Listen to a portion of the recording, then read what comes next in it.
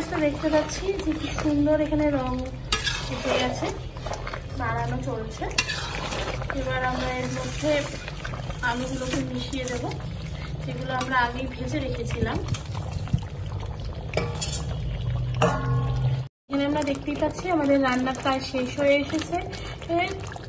আমাদের mutton fry ready. এই মুহূর্তে আমরা দেবো হচ্ছে গরম মশলা।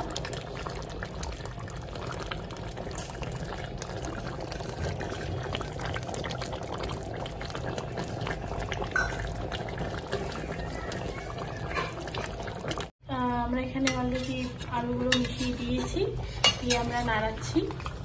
আমরা প্রত্যেকেই জানি যে মাটনে আলু হচ্ছে আমাদের ইমোশন। আলু দিয়ে এখানে নাড়ানো চলছে। সাথে আপনাদেরকে একটা জিনিস দেখাই, পাশে আমি এখানে জল গরম করবার জন্য বসিয়েছি।